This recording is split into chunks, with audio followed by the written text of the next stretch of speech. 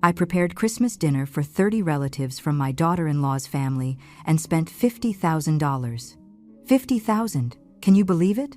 I hired luxury catering, bought imported wines, and decorated every corner of my house like a Christmas palace. And my son Frank, my only son, the boy I raised with so much sacrifice, had just handed me a dirty old apron as a Christmas gift.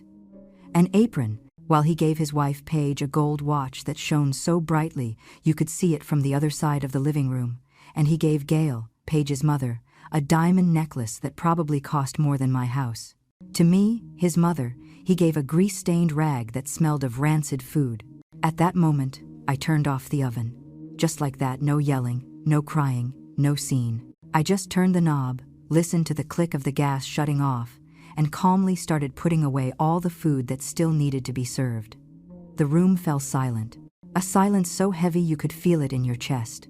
30 pairs of eyes were glued to me, watching my every move.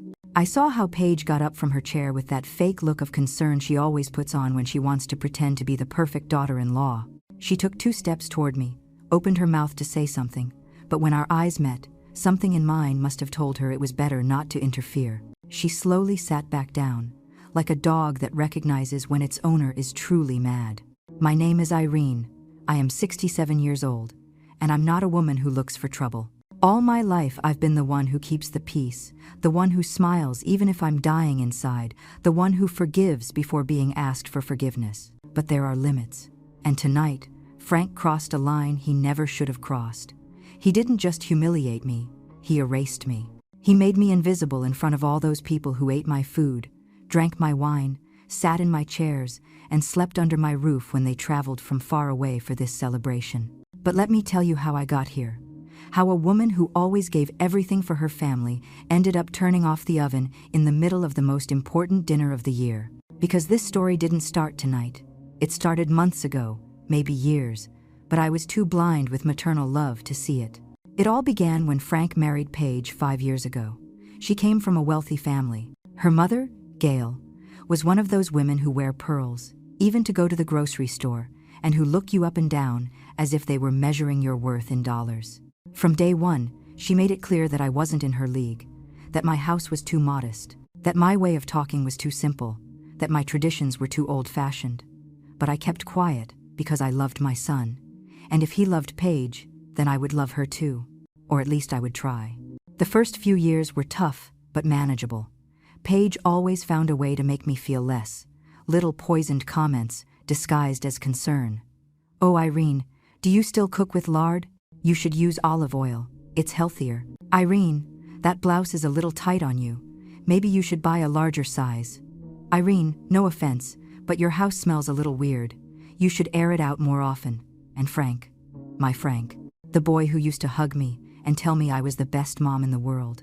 That boy became a man who nodded when his wife criticized me, who laughed when Gail made jokes about my age, who stopped visiting me for weeks because he was busy with Paige's family. But I kept trying. I kept calling him. I kept inviting them over for dinner.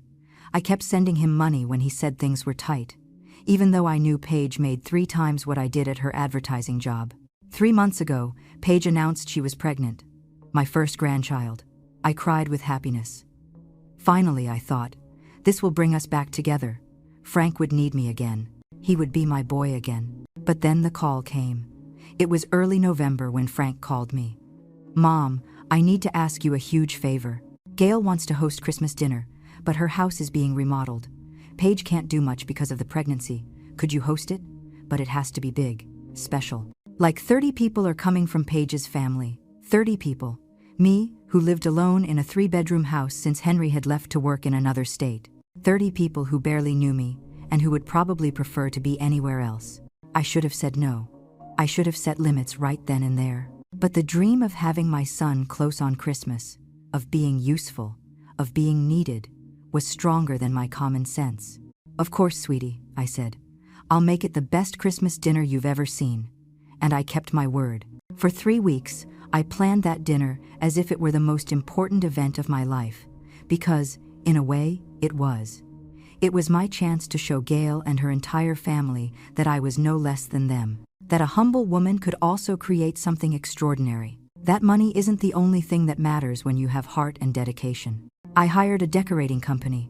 I spent $8,000 just on Christmas ornaments, gold lights that hung from the ceiling like fallen stars, a 10-foot tree decorated with imported European baubles that cost $200 each, centerpieces with fresh flowers that had to be changed every 3 days to be perfect on the day of the dinner, white linen tablecloths that I had custom made, fine china that I rented because mine wasn't elegant enough for 30 people. The food was a whole other chapter.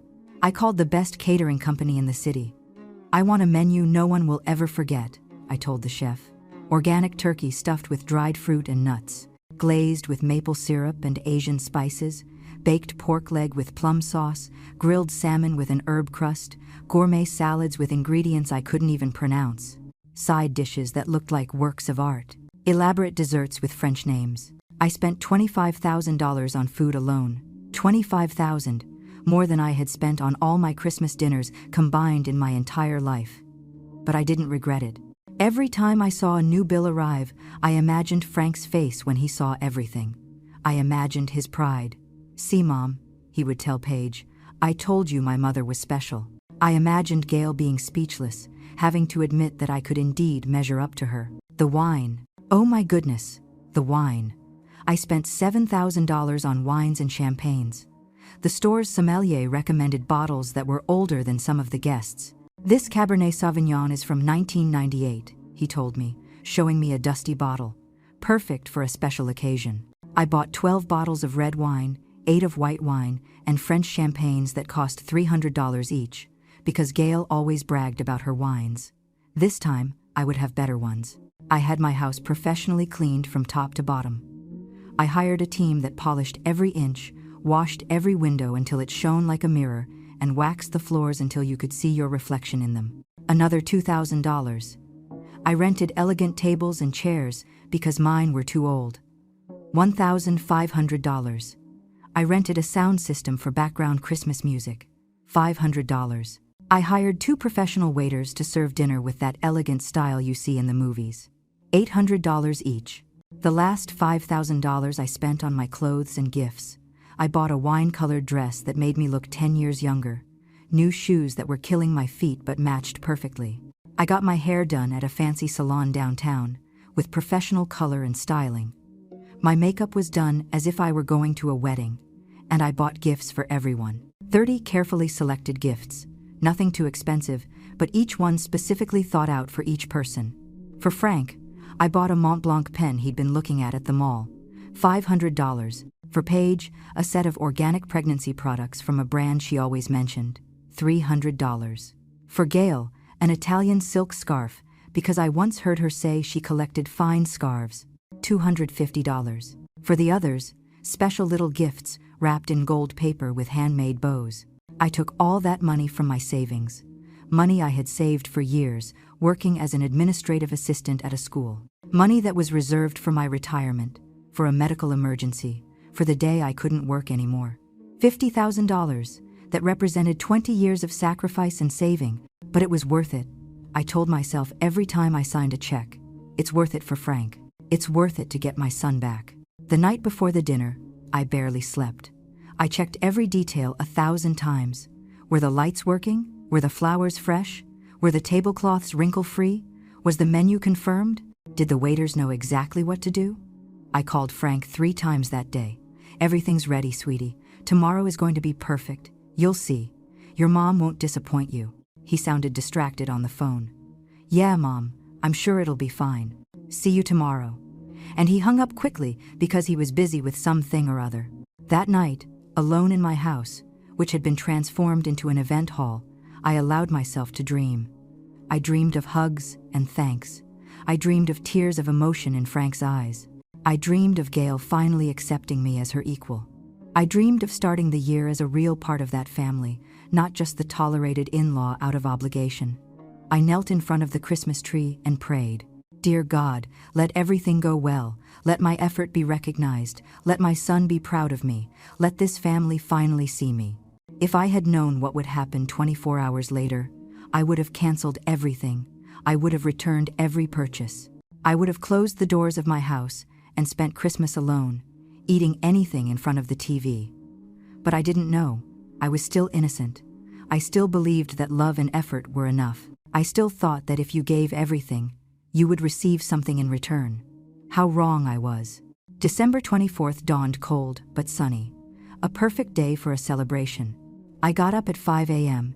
Even though the guests wouldn't arrive until 6 p.m., I needed to supervise every detail personally.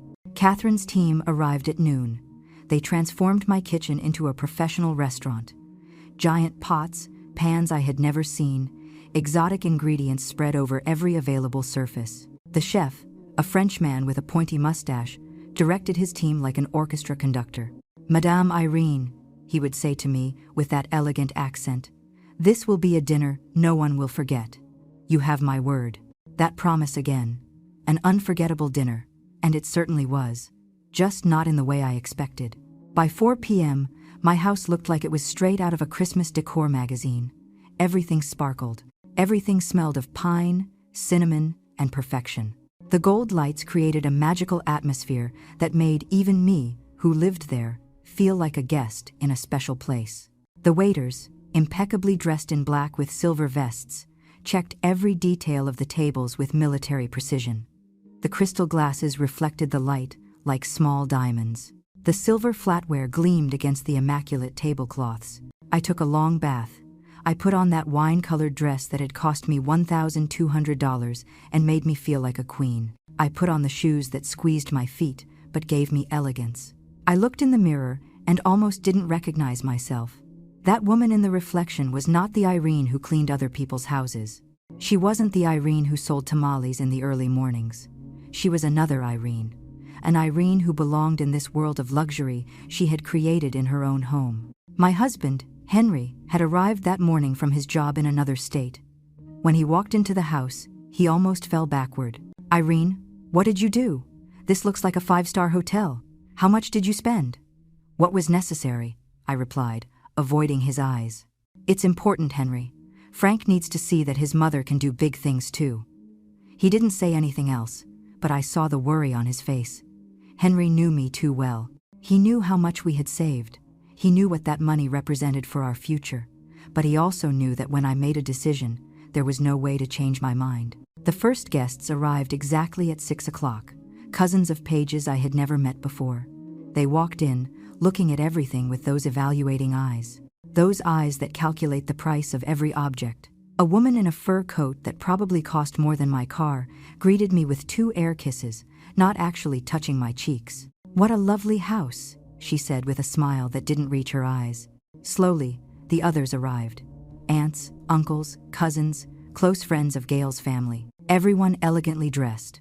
All the women with jewelry that captured the light. All the men with watches you could hear ticking even if you were 10 feet away. Marisol, my daughter, arrived with her husband. She was the only one who hugged me for real. "Mom, you look beautiful. But why did you do all this? You didn't have to spend so much." "For your brother," I whispered in her ear. "For the family." She shook her head but didn't say anything else. I knew that look from my daughter. It was the same look Henry had, worry mixed with resignation. Frank and Paige arrived at 6:30, late, as always. Paige walked in as if she owned the place, not the guest. She was wearing a champagne-colored dress that hugged her small, pregnant belly. She looked radiant, I'll admit. Frank was behind her, carrying 2 giant bags that I assumed were gifts. "Hi, Mom," he said, giving me a quick kiss on the cheek. "Wow, you really went all out, huh?" That's all my son had to say after 3 weeks of preparations? "You went all out?" As if I had prepared a simple dinner and not a production worthy of royalty. But I smiled. "Of course, sweetie. I wanted everything to be special for you two." Paige was already walking around the room, inspecting everything with that critical gaze she always used on me. She touched the tablecloths. She looked closely at the flowers. She lifted a glass to see the brand on the bottom. Finally, she nodded, as if my house had passed some kind of inspection. Gail arrived 15 minutes later in a black car with a driver. She stepped out of the vehicle as if she were descending from a royal carriage. She was wearing an emerald-colored sequined dress that probably cost more than my dress, my shoes, my hairdo, and my makeup combined. Her hair was perfectly arranged in a sophisticated bun, and around her neck, a pearl necklace that looked inherited from some European queen. "Irene," she said upon entering, without even looking me in the eye. "Well, quaint. Did you do all this yourself?" Quaint. That word stuck in my chest like a knife. After $50,000, after 3 weeks of preparation, after transforming my modest house into a palace, the only thing she could think of to say was quaint?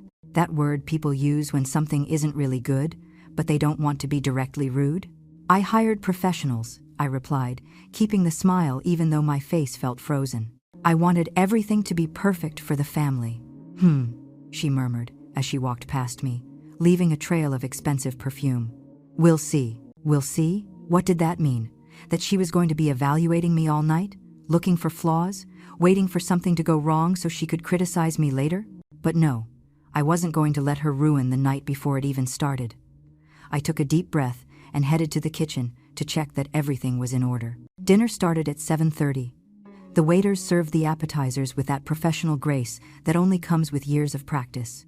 Smoked salmon canapes, bruschetta with tomato and basil, Serrano ham croquettes, little edible works of art that the guests took with linen napkins while they talked about things I didn't understand.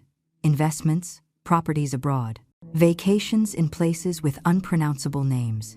I circulated among the groups, trying to be the perfect hostess, smiling, making sure everyone had a drink, asking if they needed anything. But the truth is, I felt invisible. No one really spoke to me. They just answered with polite monosyllables before returning to their private conversations.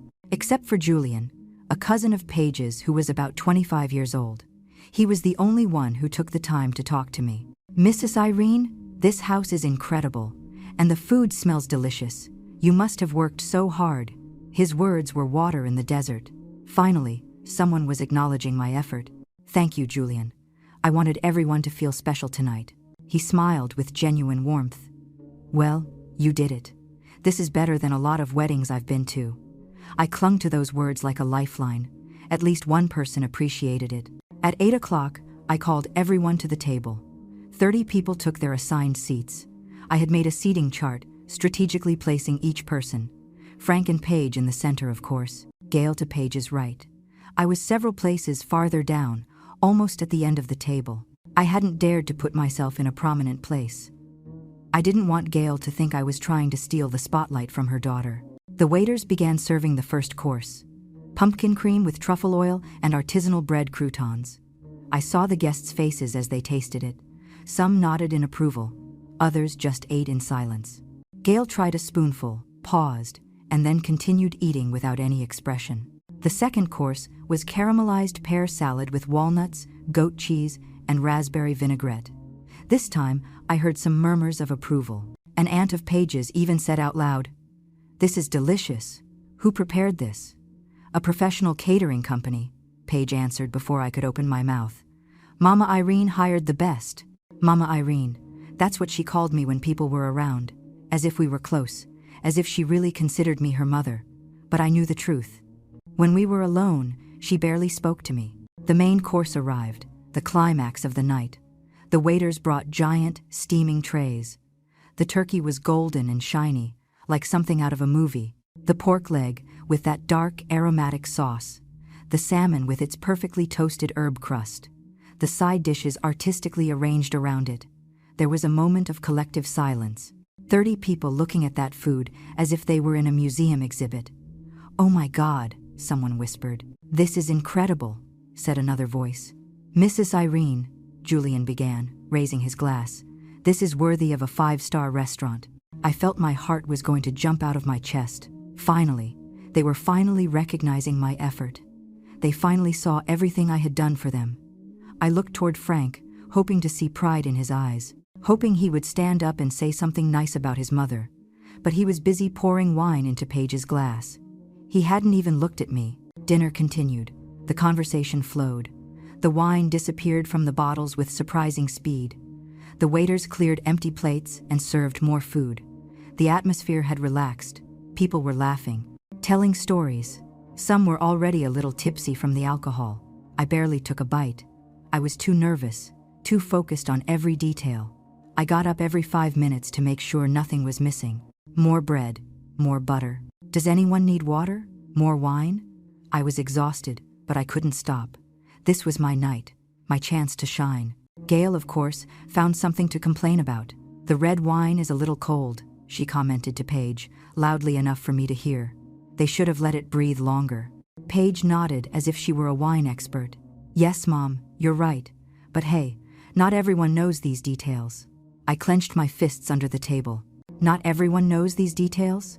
I had spent $7,000 on wine, specifically chosen by a professional sommelier. But of course, for Gail, it would never be enough. She would always find something to criticize. Marisol, sitting near me, touched my hand under the table. Relax, Mom, she whispered. It's not worth it. But it was worth it. All this was worth it. Because after dinner came the moment for gifts. And I had 30 carefully wrapped presents waiting under that 10-foot tree. 30 opportunities to show them that I could be generous too.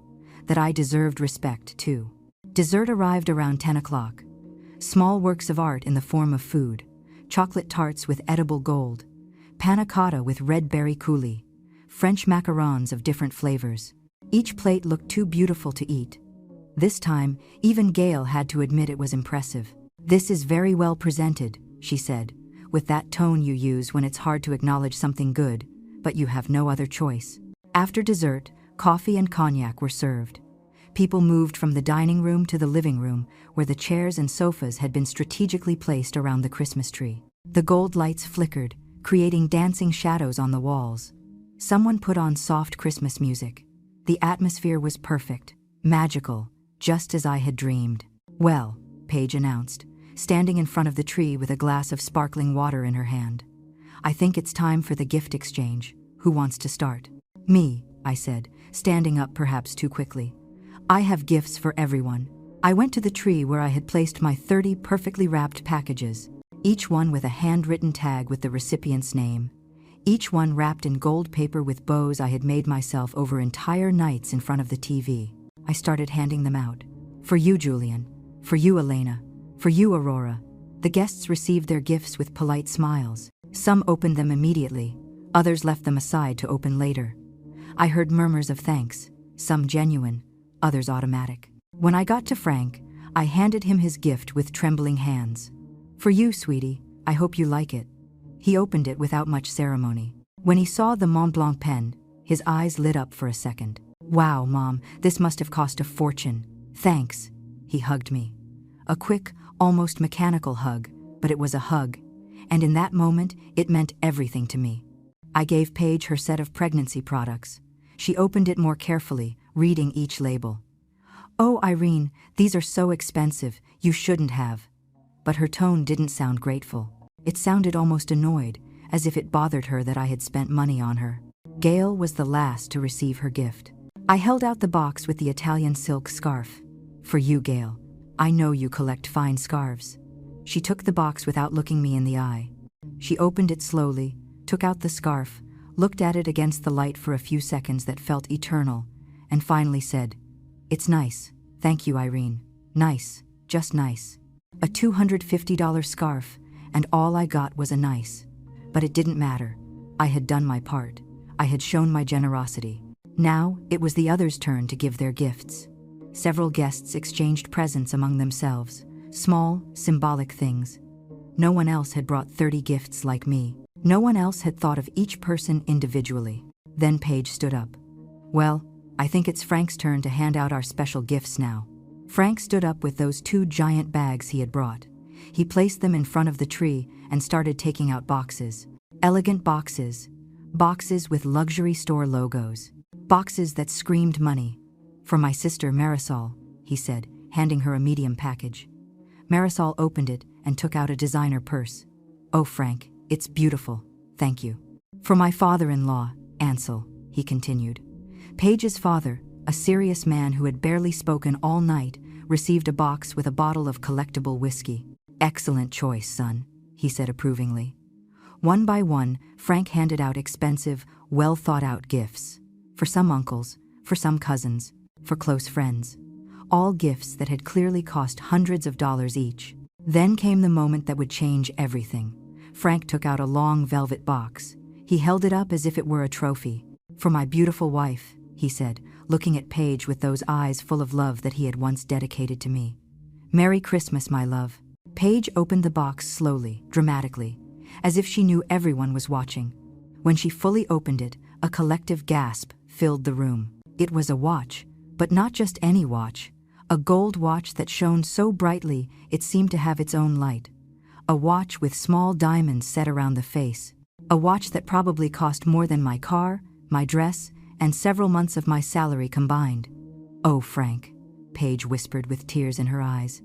"It's the most beautiful thing I've ever seen." She stood up and kissed him. Not a quick kiss, a long, romantic, movie kiss. While 30 people applauded and whistled, I felt something twist in my stomach. It wasn't exactly envy. It was something deeper, more painful. It was the realization that my son could spend that amount of money on a watch, but had never offered to help me when I was going through financial difficulties. But he wasn't done yet. Frank took out another box. This one was bigger, also lined in velvet. "For my dear mother-in-law, Gail," he announced. "The best mother-in-law a man could ask for. The best mother-in-law." Those words fell on me like stones. And what was I? Wasn't I also his mother-in-law? Well, technically I was his mother, which was even more important, right? Gail opened her box with practiced elegance. And there, sparkling under the Christmas tree lights, was a diamond necklace. Real diamonds, large ones, perfectly cut. A necklace that easily cost $10, $15, maybe $20,000. "Oh, Frank, sweetie," Gail said, and she hugged him, calling him sweetie, as if he were her son for real, and not just her son-in-law. "You are too generous, sweetie." She could call him sweetie after 5 years. I, who had given birth to him, who had raised him, who had sacrificed my entire life for him, had to settle for mechanical hugs and rushed conversations. Everyone applauded. Everyone praised Frank's generosity. "What a wonderful son," they were saying. "What an attentive son-in-law." Gail paraded around with her new necklace like a peacock, moving so the light would catch the diamonds from different angles. Paige kept looking at her watch, turning her wrist over and over, hypnotized by her own reflection in the gold. And I waited. I waited for my turn. Because obviously Frank had saved my gift for last, right? Obviously there was something special waiting for me. Something that would show that his mother mattered too. That his mother also deserved to be valued. Frank put his hand back into the bag. Only one object remained inside. A small, shapeless lump, wrapped in what looked like old newspaper, not even proper wrapping paper. Newspaper. My heart started beating faster. There was a mistake. There had to be a mistake. That couldn't be my gift. "And for my mother," Frank said. And I noticed something strange in his voice, a tension, an awkwardness, as if he knew what he was about to do was wrong, but he had been forced to do it anyway. He walked toward me with that lump in his hands. He held it out without looking me in the eye. Everyone watched in silence. That uncomfortable silence that occurs when something is not right, but no one knows exactly what. I took the lump. It was light, soft, and it smelled strange.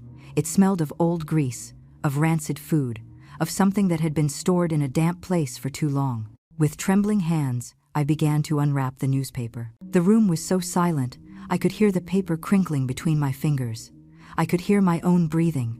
I could hear my heart beating like drums in my ears. And then I saw it. An apron. An old apron, stained with grease, with holes in the corners. An apron that looked like it had been used for decades and never properly washed. The stains formed a map of neglect, oil darkened by time, tomato sauce that had turned into a brown crust. There was even a smell, a pungent odor of spoiled food that hit my nose like a punch. I looked at the apron, then I looked at Frank, then I looked back at the apron, hoping it would somehow transform into something else. But no, it was still a dirty, old apron. The room was frozen. No one moved, no one breathed. 30 pairs of eyes alternating between the apron in my hands and my face. "Well?" Frank began, and his voice sounded forced, rehearsed, as if he were reciting lines someone else had written for him. "I thought that since you like to cook so much, Mom, you could use this. It's vintage. I found it at an antique market. Vintage," he called a dirty rag vintage. An apron that had probably been discarded by someone 20 years ago, and that some unscrupulous seller had rescued from the trash to sell as an antique. I saw Paige bite her lower lip out of the corner of my eye, trying not to smile. I saw Gail lift her glass of cognac to hide her expression, but her eyes gleamed with something I could only describe as malicious satisfaction. And in that moment, I understood everything. This hadn't been Frank's idea. My son, with all his faults, would never have thought of something so cruel by himself. This had Paige's fingerprints all over it, and probably Gail's too. They had planned this. They had orchestrated this public humiliation. While Frank spent thousands of dollars on a gold watch and a diamond necklace for them, they had assigned me a trash apron. The message was crystal clear. Your place is in the kitchen, serving, cleaning, being invisible. While we shine with gold and diamonds, you have to settle for dirty rags. I looked at my son. I really looked at him. And I saw something in his eyes that I had never wanted to see before. Shame. He knew this was wrong. He knew it, but he had done it anyway.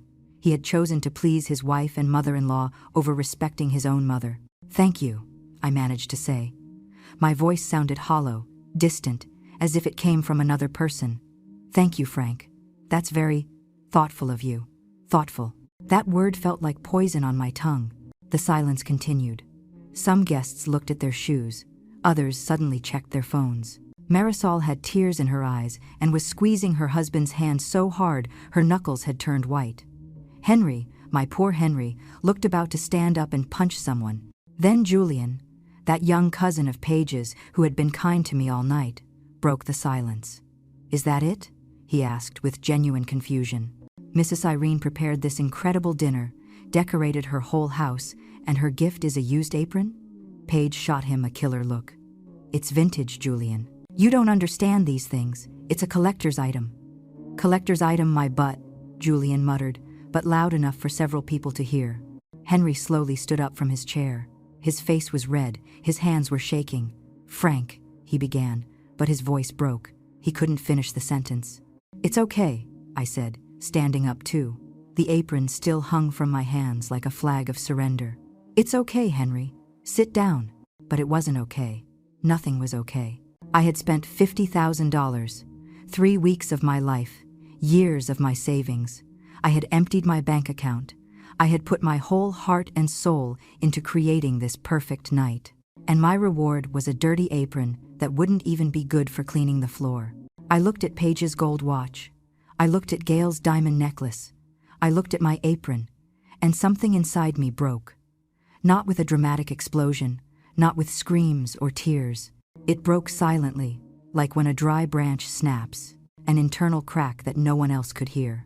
All those years sacrificing myself, all those years keeping quiet, all those years accepting Gail's contempt and Paige's indifference, because I thought that eventually I would earn their respect. How foolish I had been. How incredibly foolish. Respect is not earned through submission. Respect is not earned by spending money you don't have. Respect is not earned by cooking elaborate dinners or buying expensive gifts or transforming your house into a palace. Respect is earned by setting limits, by saying no, by defending yourself. And I had never defended myself, until now. I let the apron fall to the floor. It fell like a dead rag, the grease stains soaking into my beautiful new carpet. No one moved. Everyone was watching me, waiting for my next move. I walked toward the kitchen with slow, measured steps. I could feel 30 pairs of eyes following me. I could feel the confusion in the air, dense as fog. I walked into the kitchen, where the chef and his team were preparing more coffee and organizing the last desserts that had not yet been served. The oven was on, keeping the remaining trays of food warm. There was still enough turkey to feed 10 more people. There were scalloped potatoes, roasted vegetables, artisanal bread, 3 different kinds of sauces, all that I had prepared for them, for people who saw me as a servant, for people who believed my place was in the kitchen, serving, cleaning, being invisible. I reached out my hand toward the oven knob. The French chef looked at me confused. Madame, is something wrong with the food? No, I replied. The food is perfect, but dinner is over. And I turned the knob. Click! The sound of the gas shutting off was like a gunshot in the silence of the kitchen. The chef took a step back, his eyes wide. But madame, there's still food to serve. The guests will want more. The guests have eaten enough, I said with a calmness I didn't know I possessed. I opened the cabinet where I kept my storage containers. I took out the largest ones. I started taking the trays out of the oven. The half-eaten turkey, the scalloped potatoes, The vegetables. One by one, I transferred them to the containers with precise, methodical movements. Madame, the chef insisted, your instructions were to serve until 12 midnight. There are still 2 hours left. My instructions have changed, I replied without looking at him. Dinner is over. You can leave. The chef looked at his assistants. They shrugged. Finally, he understood. As you wish, madame. He started giving orders to his team in French. They began to pack up their things, clean their stations, and prepare to go. I kept putting away food, container after container, sealing them with lids, stacking them in the refrigerator, in the freezer. Some trays didn't even fit, so I left them on the counter, covered. I heard footsteps behind me. I turned and saw Frank standing in the kitchen doorway. His face was a mixture of confusion and concern. Mom, what are you doing? Putting away the food, I replied without stopping. But there are still guests. There are still people who want to eat. Then they should have gone to a restaurant.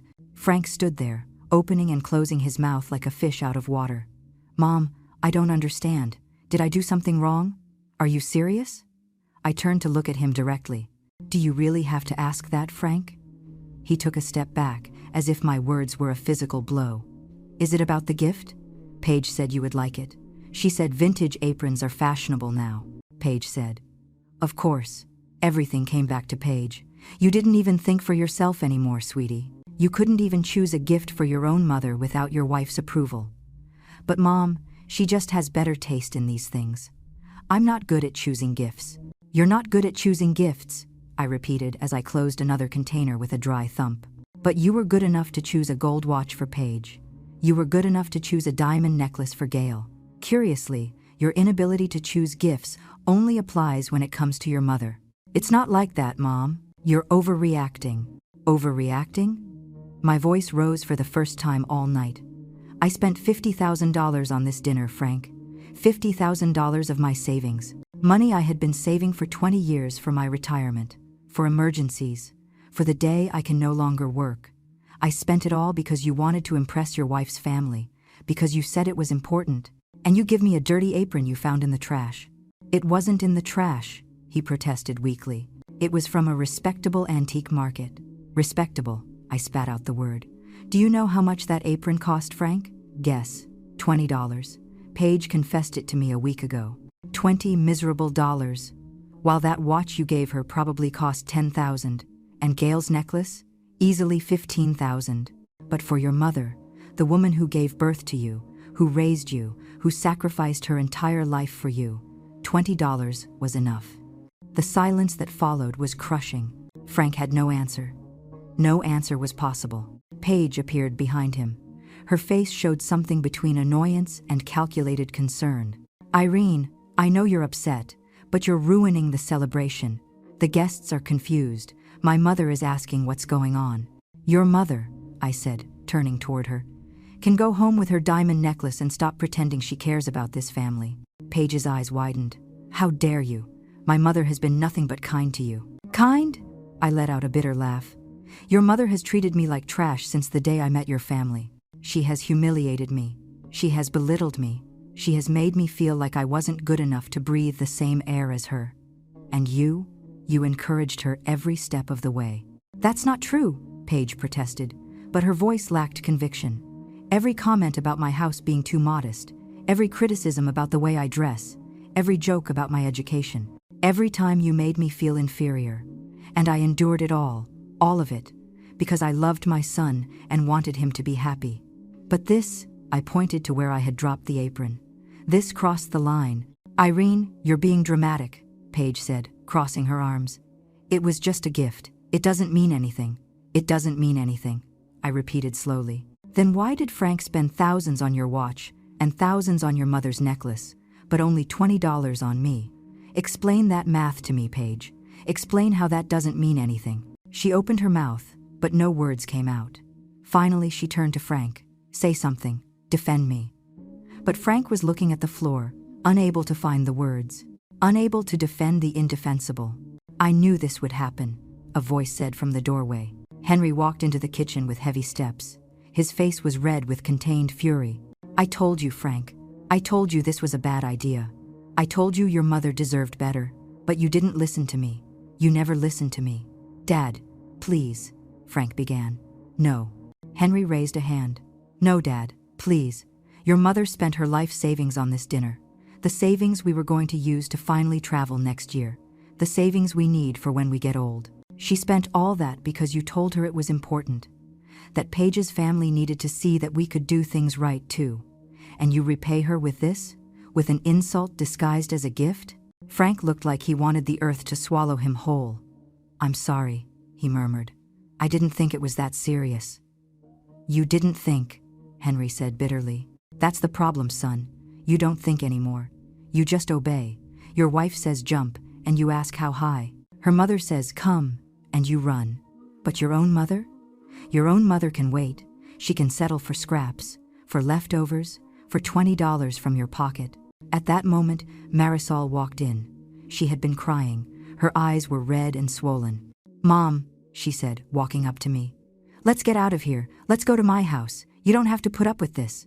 No, I replied, closing the last container. I'm not leaving. This is my house. If anyone is leaving, it won't be me. Then I'm leaving, Marisol said, turning toward Frank. I can't believe you're my brother, the same mother who sold tamales in the early mornings to pay for your college. The same mother who cleaned other people's houses to buy you designer clothes. The same mother who stayed up all night when you were sick. And this is how you repay her? Frank had tears in his eyes now. I didn't want to hurt her. You have to believe me. Paige said it was a good gift. She said Mom would understand. Always, Paige, Marisol spat out. It's always what Paige says. When are you going to be a man, Frank? When are you going to defend your own mother? The tension in the kitchen was so dense it could be cut with a knife. The waiters had already left, taking their equipment and leaving the kitchen half clean. Outside, in the living room, we could hear murmurs. The guests were clearly discussing what was happening. Someone has to tell the guests to leave, Henry said. This charade is over. I'll do it. I will, I said, taking off the beautiful wine-colored dress that had cost me $1,200. I didn't care anymore. I didn't care about looking elegant anymore. I didn't care about impressing anyone anymore. I walked into the living room with my head held high. 30 faces turned toward me, some confused, some awkward, some clearly hoping for drama. Gail was standing near the tree, her diamond necklace shining obscenely under the lights. What's going on, Irene? Why did the waiters leave? We haven't finished eating yet. Dinner is over, I announced in a clear, firm voice. Thank you for coming. You can leave. A murmur of surprise ran through the room. What do you mean, leave? Asked an aunt of Paige's. But it's only 10 o'clock. I thought this would last until midnight. Plans changed, I replied. The celebration is over. Please collect your things. But, Irene, Gail intervened with that condescending tone she always used with me. We are in the middle of a family celebration. You can't just kick us out like this. I can, I said, looking her directly in the eyes. And I am. This is my house. I paid for this dinner. I decorated this place. I spent $50,000 so all of you could have a pleasant evening, and my reward was a dirty $20 apron while my son spent thousands on you. So yes, I can kick you out, and I will. The silence was deafening. No one moved. No one knew what to do. Then Julian stood up. She is absolutely right, Mrs. Irene, he said loudly. What happened was disrespectful and cruel. I wouldn't stay either. He grabbed his coat and walked toward the door. Thank you for the dinner. It was the best I've ever tasted. And you deserve much more respect than you received tonight. His words broke the spell. Slowly, other guests began to stand up. Some mumbled apologies. Others just grabbed their coats and left in silence. Some of Paige's cousins gave me sympathetic glances as they passed. In 10 minutes, half the guests were gone. Gail was still standing, her face a mask of indignation. This is ridiculous. Paige, Frank, we're leaving. I am not going to stay in a place where I am not welcome. No one stopped her. Paige ran after her mother as she always did, like an obedient puppy following its master. Frank was left standing in the middle of the room, looking alternately at the door his mother-in-law was leaving through and at me. His face was a map of confusion and panic. Frank, Paige called from the doorway, are you coming or staying? It was a loaded question. We all knew it. If he stayed with me, he would face weeks of silence and reproaches from his wife. If he left with them, he would be abandoning his mother at the worst possible moment. I saw the internal struggle in his eyes. I saw the exact moment he made his decision. "I'm coming with you," he said, and my heart shattered.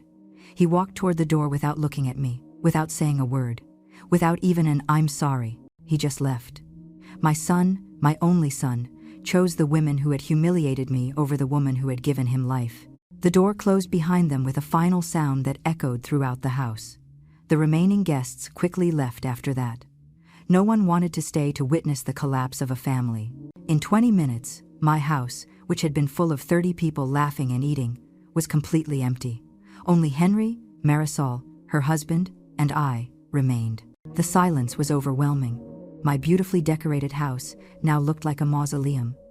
The gold lights that had once created a magical atmosphere now only illuminated the disaster.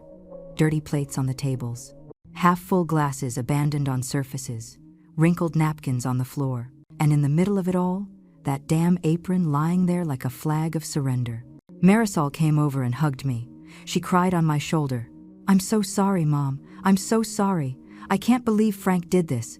I can't believe he chose to leave." I didn't cry. It was strange. I had cried over much less important things in my life. I had cried when Frank went to college. I had cried at his wedding. I had cried when each of my children was born. But now, at the worst moment of my life, not a single tear came out. I was empty, completely empty. Henry started picking up plates in silence. His way of processing pain had always been to keep busy. Marisol and her husband joined in. Between the three of them, they started cleaning up the mess, while I stood in the middle of the living room, looking at my 10-foot Christmas tree with its $200 baubles. How foolish I had been. How incredibly foolish. I thought I could buy respect. I thought that if I just tried hard enough, if I just gave enough, if I just sacrificed enough, I would eventually be valued. But respect doesn't work that way. You can't buy it. You can't earn it with submission. Either you have it or you don't. And clearly, for my son and his family, I didn't have it. "Mom," Henry said to me, "come sit down. You've been on your feet all night." I sat down on one of the rented sofas. It was comfortable, elegant. It probably cost more than I made in a month, and completely devoid of meaning. Everything in this house was like that now. Beautiful, but empty. Expensive, but worthless. Henry finished clearing the plates from the living room and sat down next to me. He took my hand in his. They were rough, hard-working, honest hands. Hands that had never hurt me. Hands that had always held me. "We're going to be okay," he said quietly. "This hurts now, but we're going to be okay." But I wasn't sure. How could I be okay after this? How could I recover from my own son's betrayal, from such public and cruel rejection? Hours passed. Henry, Marisol, and her husband cleaned the entire house. They put away the decorations, they took out the trash, they washed dishes. By 1 a.m., my house looked like the dinner had never happened. Except for the $50,000 less in my bank account, those couldn't be cleaned up. Marisol said goodbye around 2 o'clock. "Mom, stay with me for a few days. Please don't stay here alone with these memories." But I shook my head. "I'll be fine, sweetie. Go home. Rest." She hugged me tight before leaving. "I love you, Mom. And Frank is an idiot." When Henry and I were finally alone, we sat on the sofa, looking at the Christmas tree. The lights continued to blink cheerfully, oblivious to the emotional disaster they had witnessed. "I should have said something," Henry murmured. "When I saw that apron, I should have stood up immediately. I should have defended your honor." "It's not your fault," I said. "And besides, I defended myself, maybe for the first time in my life." He nodded slowly. "It was something to see. I've never seen you so strong, so firm." "It was because I finally understood something," I said. "You can't earn the respect of people who have decided not to respect you, no matter how much you do, no matter how much you give. Some people have simply decided to see you a certain way, and nothing will change that." "So, what do we do now?" Henry asked. That was the question, wasn't it? What does a mother do when her son betrays her, when he chooses strangers over his own blood? The parenting books didn't come with chapters on this.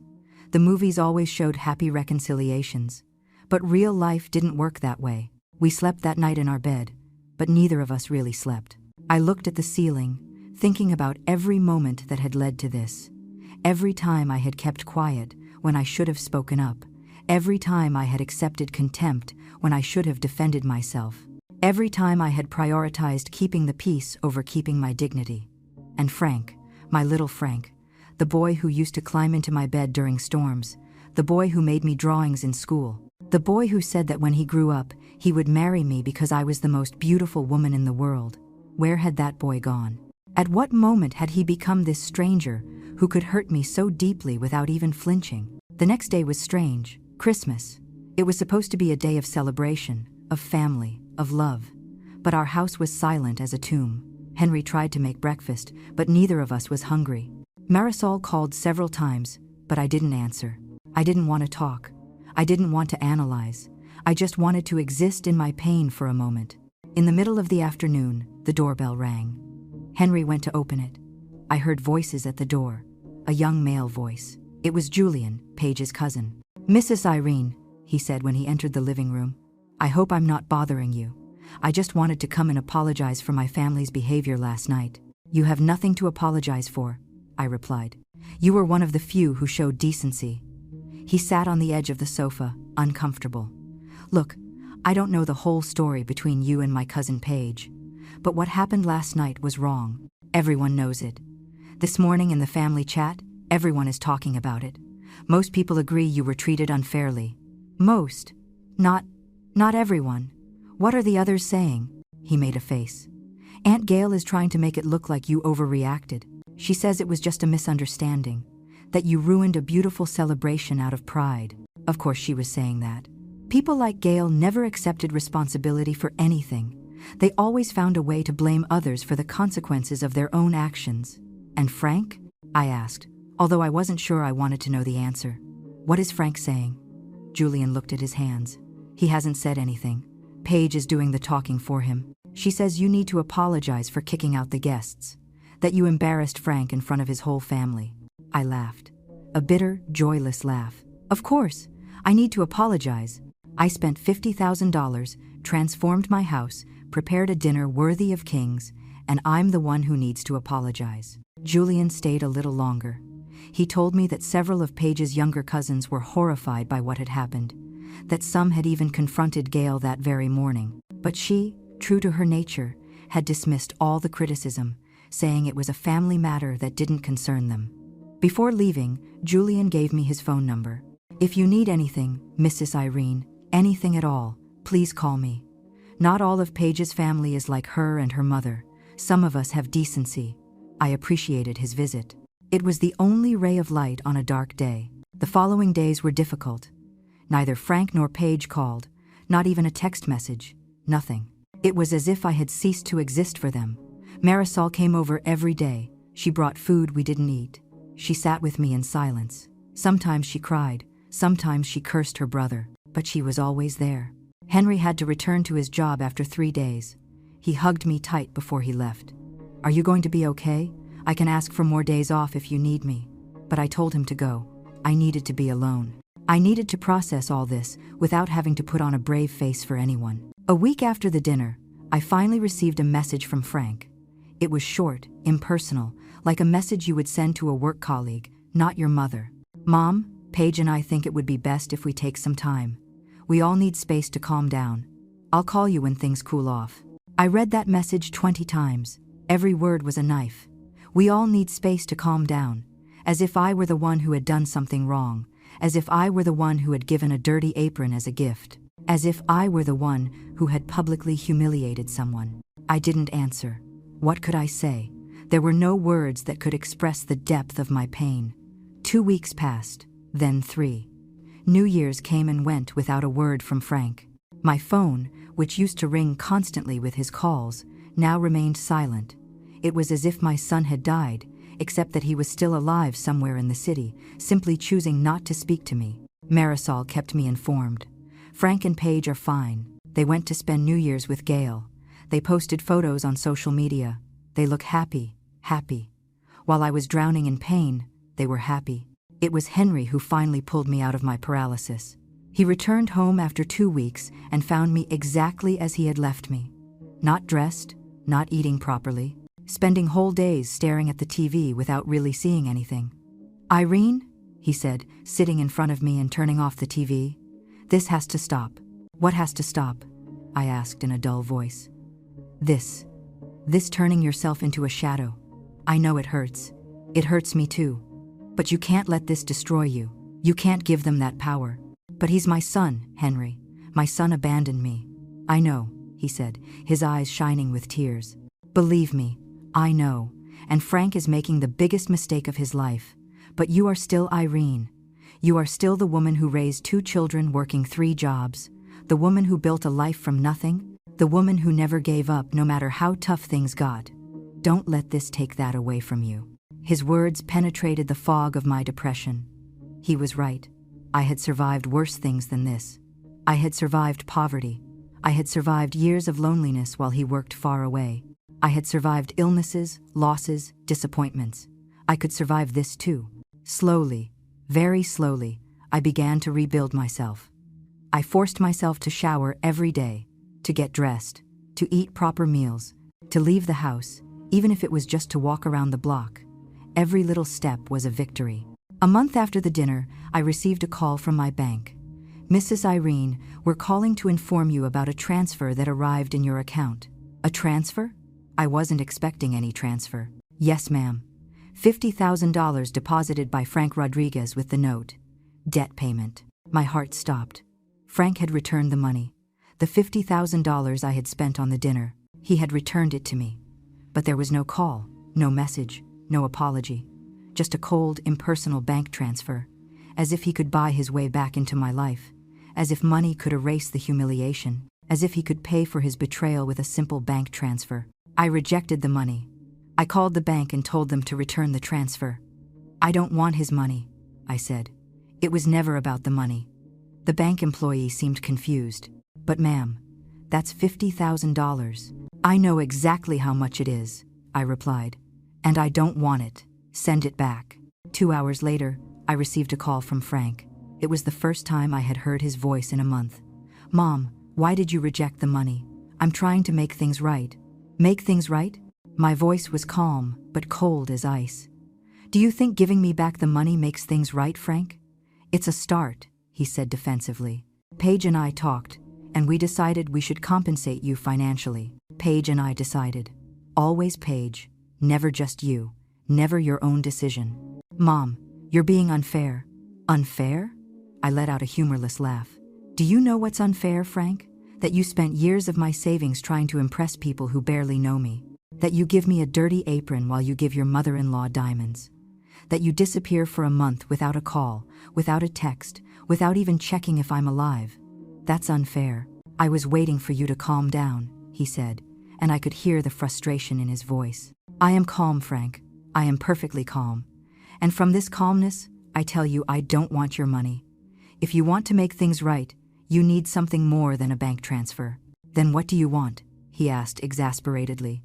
I want you to acknowledge what you did. I want you to understand why it was wrong. I want a real apology, not a check. I want you to value your mother as much as you value your mother-in-law. I want you to be the man I raised you to be, not the puppet you've become. The silence on the other end of the line was long. Finally, he said, Paige says you were the one who ruined Christmas. That you overreacted about a simple gift. That you embarrassed everyone by kicking out the guests.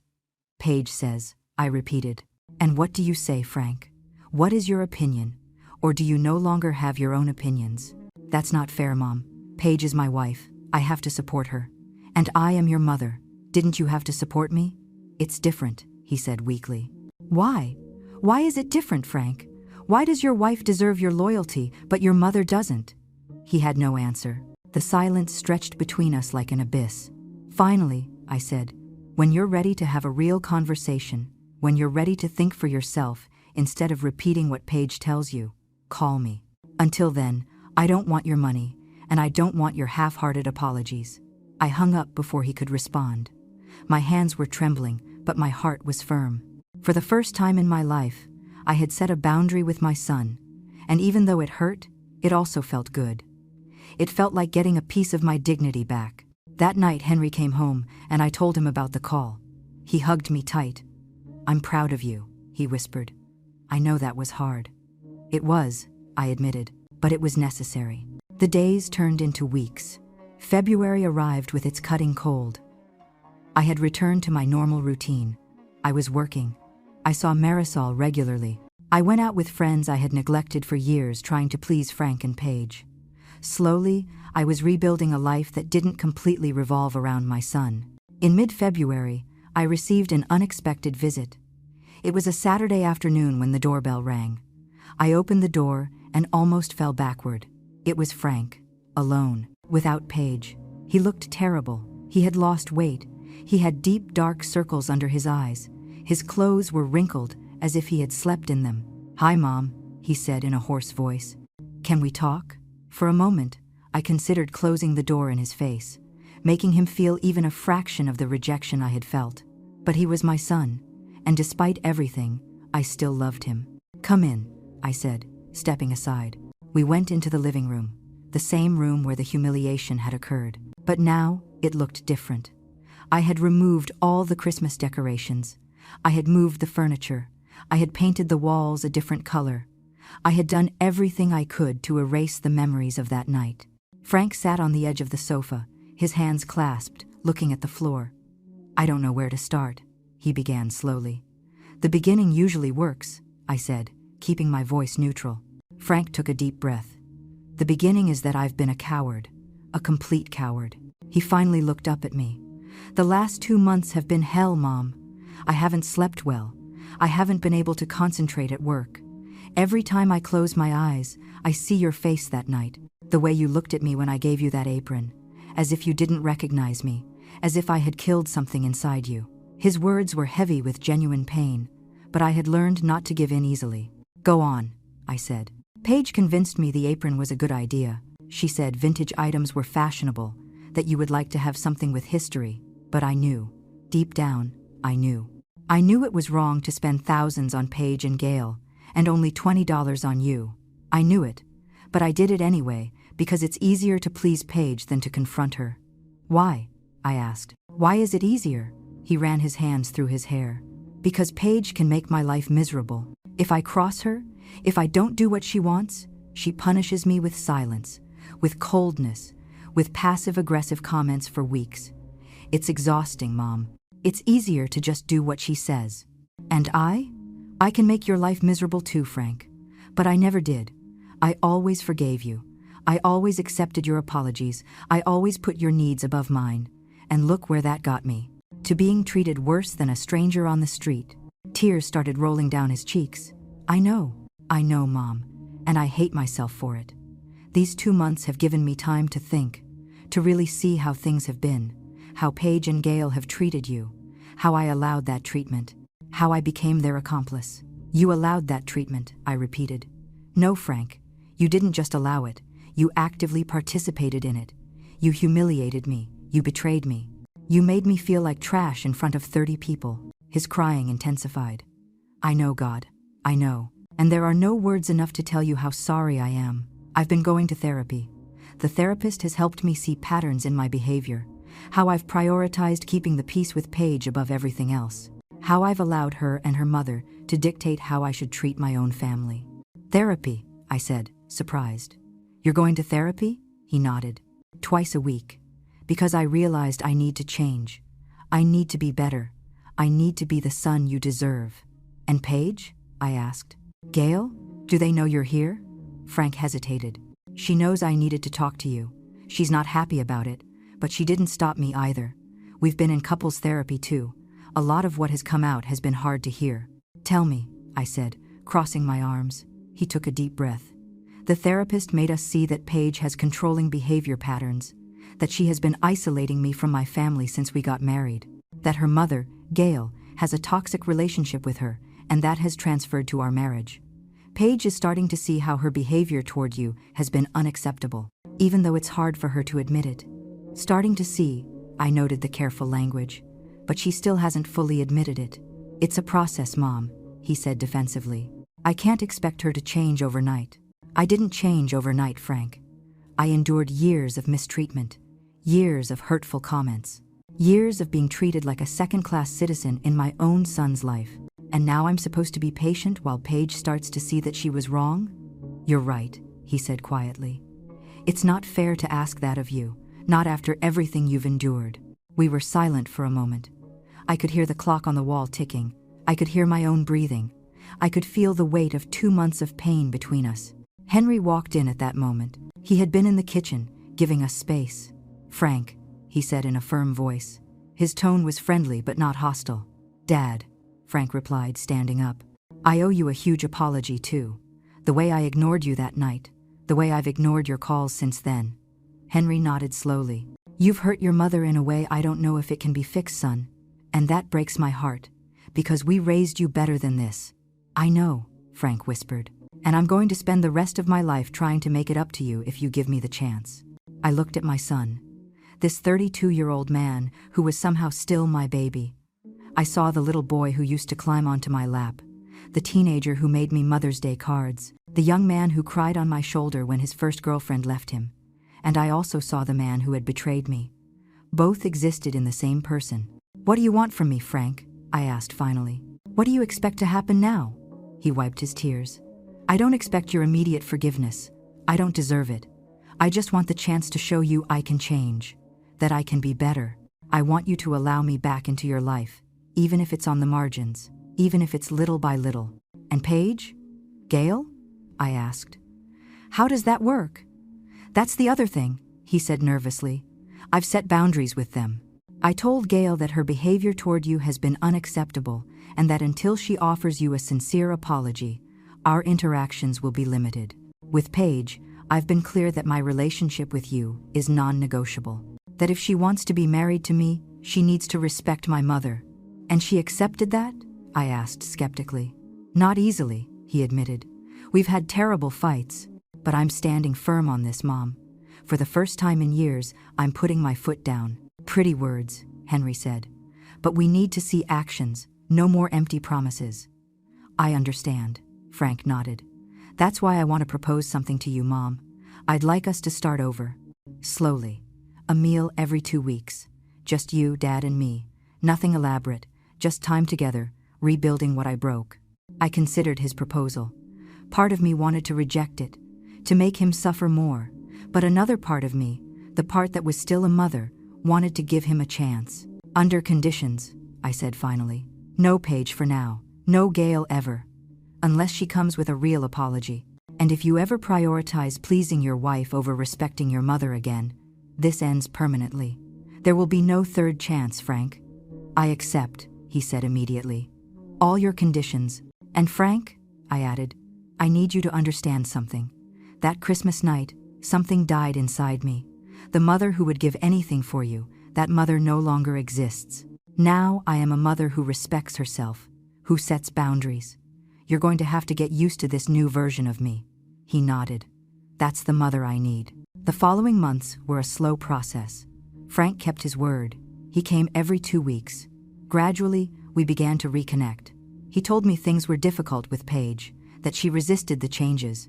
But for the first time, Frank stood firm. 4 months later, I received a letter from Paige, handwritten. In it, she admitted her cruelty, that the apron had been her idea, that she had wanted to put me in my place, and that now, with therapy, she could see how toxic it had been. I didn't respond immediately. Forgiveness comes when it comes. Today, 3 years later, my relationship with Frank has been rebuilt. It's not the same. It never will be. But it's more honest, more balanced. Paige and I have a cordial relationship. We are not close, but there is mutual respect. Gail never apologized. Frank limited contact with her. The biggest lesson I learned is simple. Love without respect is not love.